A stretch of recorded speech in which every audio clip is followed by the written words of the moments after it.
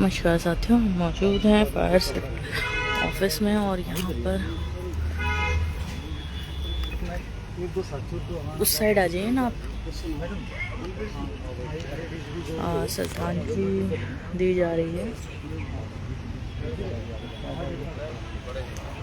अच्छा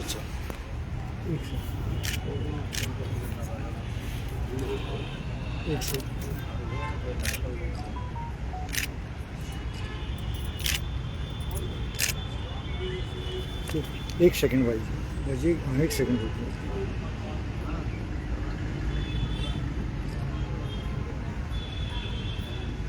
एक सेकंड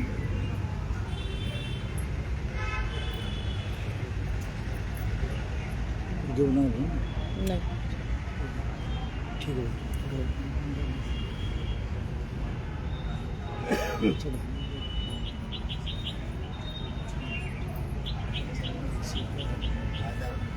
पूछ लो। ठीक है भाई, पूछ लो। शहीद साथी अमर रहे, अमर रहे, अमर रहे। शहीद साथी अमर रहे, अमर रहे, अमर रहे।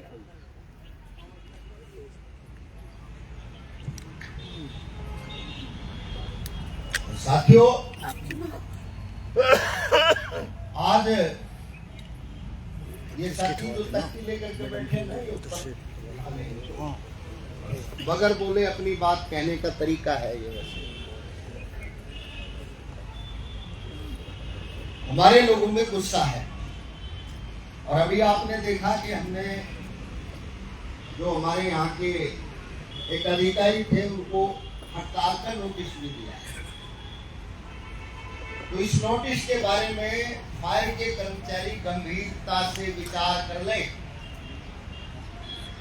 अगर एक एक करके इसी तरह से तुमने जान गंवानी है तो फिर कुछ करने की जरूरत नहीं है। और अगर तुम्हें लगता है कि आप अपने परिवार के लिए, इस समाज के लिए जरूरी है, आपका जीवित रहना जरूरी है, तो जो जीने का साधन है वो सरकार को देना चाहिए। जीने का साधन, जिस काम को हम कर रहे हैं उसमें जो खतरे हैं, उन खतरों से बचाव के लिए हमें सेफ्टी उपकरण सरकार दे। आज फरीदाबाद, गुड़गांव या हरियाणा के जितने भी बड़े शहर हैं, महानगर हैं, जहां इंडस्ट्रियल हब है और मल्टी स्टोरी बिल्डिंग्स हैं, वहां पर हमारे पास में आग बुझाने के संसाधन नहीं है। दो घटनाओं का गवाह ये फरीदाबाद है। जो सूरजकुंड की सीमा में बड़ी बिल्डिंग है, उसके अंदर आग लगी। एक अभी एक कुछ दिन पहले हमारे फायर के साथियों ने जितनी मशक्कत की वो वास्तव में तारीफ के काबिल है। ना हमारे पास में हाइड्रोलिक मशीनें हैं, ना हमारे पास में आग बुझाने का केमिकल है, ना हमारे पास में अन्य कई प्रकार के जो आज के टाइम में वैज्ञानिक उपकरण हैं, आधुनिक उपकरण हैं, ना वो है। हमारे लोग अच्छी नौकरी में, कम तनख्वाह में, बगैर सेफ्टी उपकरणों के जितनी मेहनत के साथ प्रदेश की जनता की जान और माल की रक्षा कर रहे हैं, शायद उसके लिए आज हरियाणा में उदाहरण देने की जरूरत नहीं बची है। हमारे भावीचंद शर्मा और रणवीर ने ये बिल्कुल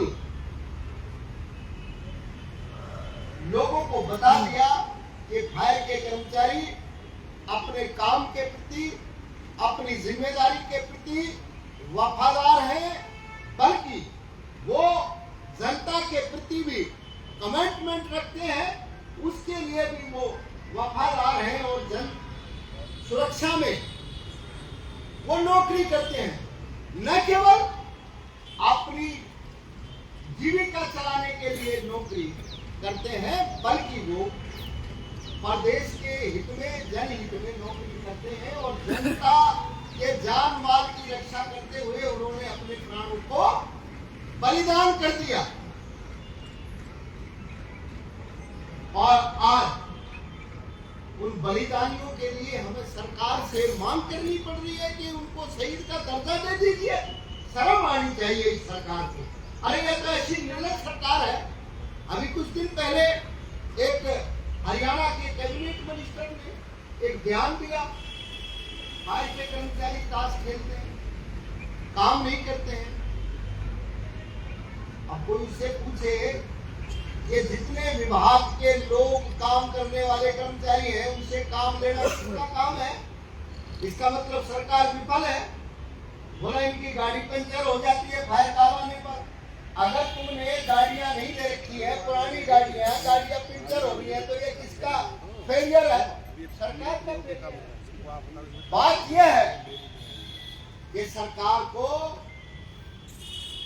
आज कोई दिखाई नहीं देता।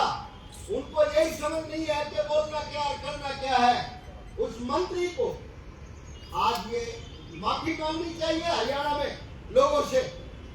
ये उसने जिस तरीके से बयान दिया, कर्मचारियों को हरासमेंट किया, बल्कि सरकार को भी उसने सवालों के दायरे में खड़ा किया।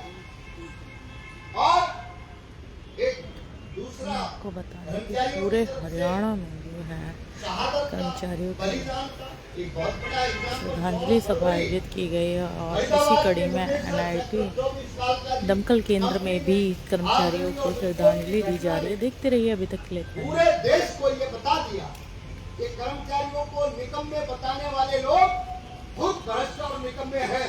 कर्मचारी वो है जिन्होंने कोविड में भी अपने आप को साबित किया। जिस स्वास्थ्य